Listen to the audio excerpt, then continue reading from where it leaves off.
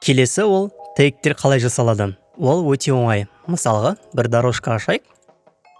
Және біздің микрофонды белгілейміз сол дорожкаға. Қалаған минустың қалаған жеріне time select жасаймыз. Көптеген дорожкалерді тегпен жазу үшін. Мысалы, мен уақытша осылай ала тұрайын. Және записьті басамыз. Қалағанша тегтер жазып аламыз. Көптеген. Көріп отырғандарыңызда менде мысалы мына жерде көптеген тегтер пайда болды, қанша рет жазылды. Және сол тегтерді қалаған жеріңізден қиып,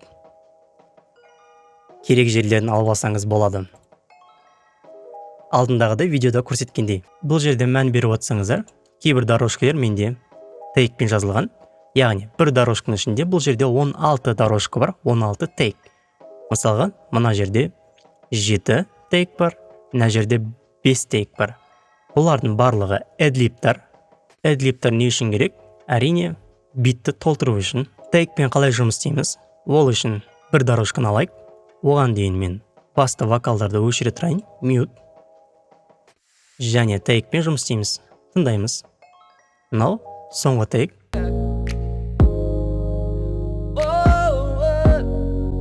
Маған мысалы осы тег ұнап тұр. Ол үшін альтты басамыз және мышканың сол жақ кнопкасымен қиямыз керек жерлерден.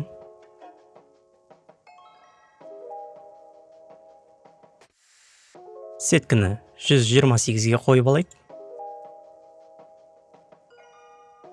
Тек қана керек жерлерін аламыз. Және де мен пианинодан Retro Color плагинін өшіре тұрайын. Бізге артық шум беріп тұр. Келесіде қосып аламыз. Тегпен жұмыс істейміз. Керектерін таңдаймыз.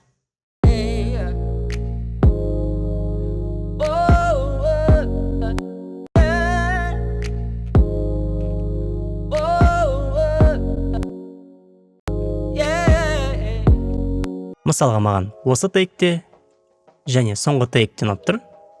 Ол үшін мышканың сол жақ кнопкасын баса отыра time selection жасаймыз. Және біздің тегтер тұрған каналдың үстіне бір басамыз, сол жақ кнопкасымен мышканың, және V кнопкасын басамыз, яғни render.